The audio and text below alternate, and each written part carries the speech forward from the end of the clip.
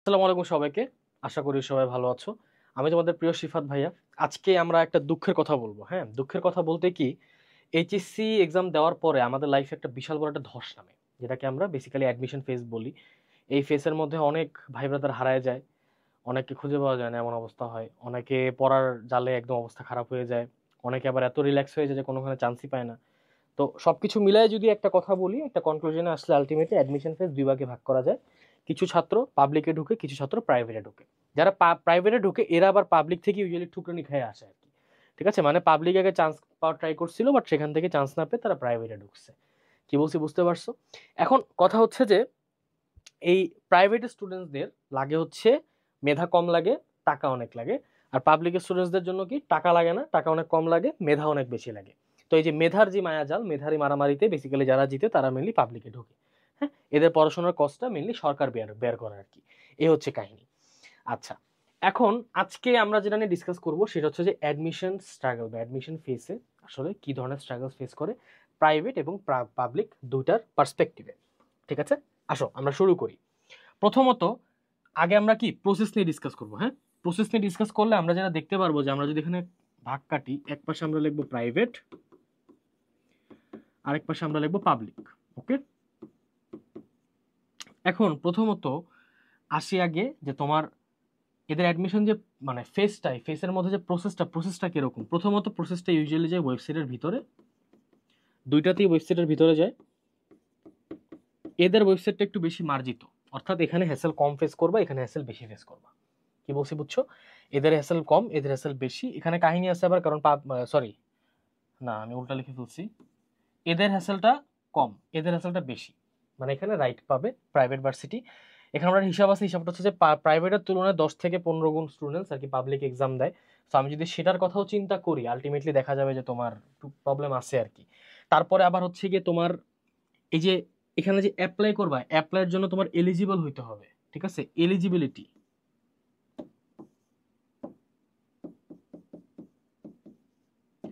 তুমি যে এলিজিবল হবা, এলিজিবল হওয়াটা এখানে টাফ, মানে বেশি আর কি। মানে এখানে এলিজিবল হওয়ার জন্য তোমার একটা মোটামুটি একটা ভালো লেভেল একটা রেজাল্ট লাগবে। আমি শুধুমাত্র ডিউ এর কথা বলতেছি না, কিন্তু বুয়েট রুয়েট চুয়েট সবখানের কথা বলতেছি।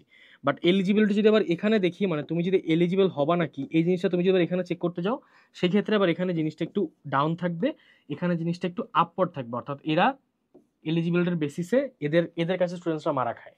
অনেক স্টুডেন্ট এক্সামে দিতে পারে না আর কি, এই হচ্ছে কাহিনী। তারপরও অ্যাপ্লিকেন্টস অনেক বেশি, সিট দিতে পারে না এমন অ্যাপ্লিকেন্টস আর কি।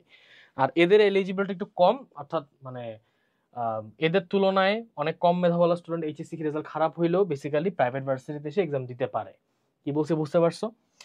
এরপর আমি যদি একটা বলি, সেটা হচ্ছে কি তোমার টোটাল অ্যাডমিশন যে প্রসেসটা একদম টোটাল প্রসেসটার কথা যদি আমি বলি,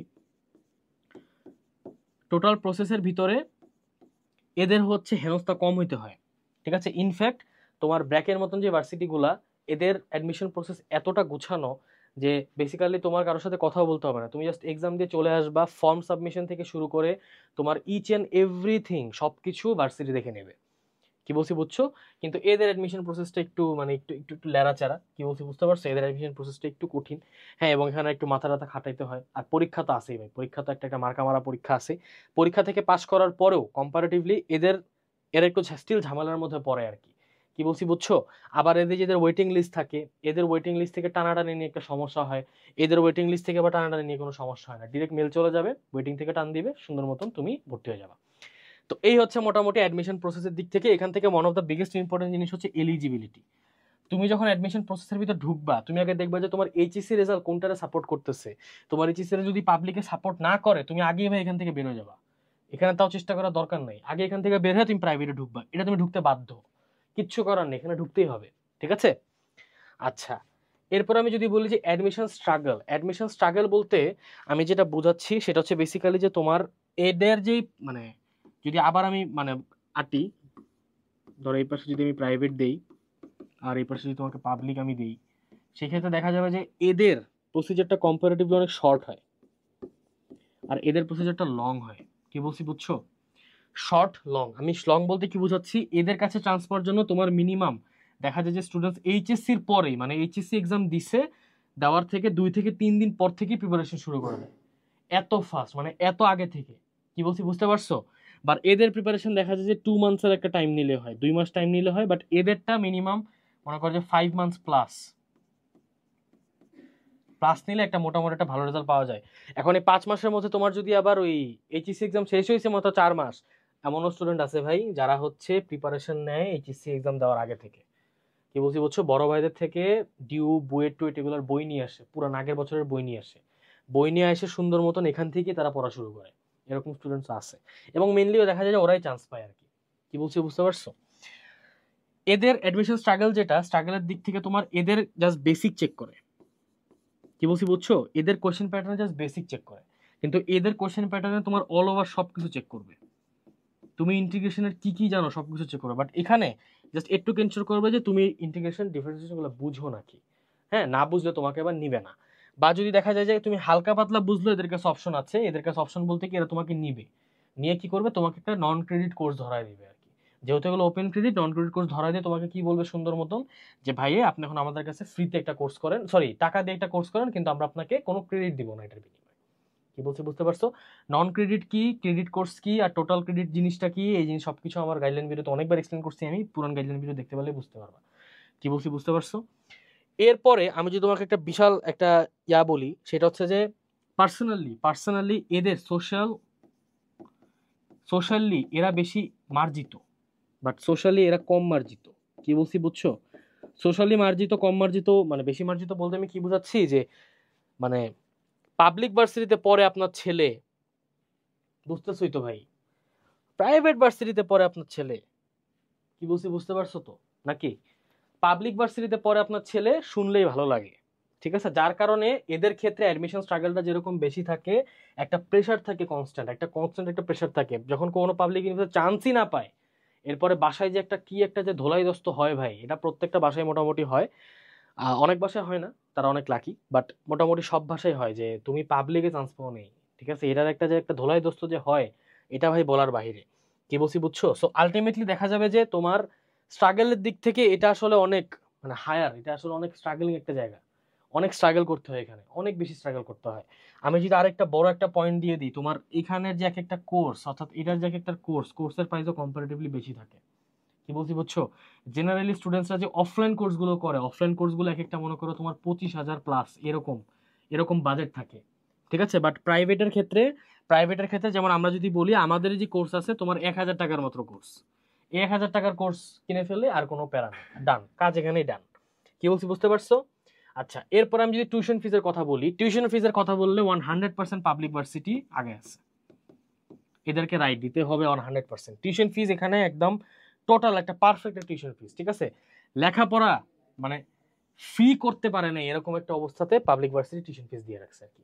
বাট প্রাইভেটে, তুমি যদি প্রাইভেটে ভর্তি হতে চাও, সেই ক্ষেত্রে তোমার প্রাইভেটের ক্ষেত্রে তোমার একটা বড় যে জিনিসটা মাথায় রাখতে হবে, সেই জিনিসটা হচ্ছে বেসিক্যালি যে এদের কাছে পড়তে হলে তোমার আব্বুর মাসিক ইনকাম মিনিমাম 2 লাখ টাকা হলে বেটার, অর্থাৎ 2 লাখ টাকা মাসিক ইনকাম থাকতে হবে, অথবা ব্যাংকে যেন অ্যারাউন্ড 15 লাখের মতন টাকা যেন এমনি ফাঁচুকি পইরা থাকে।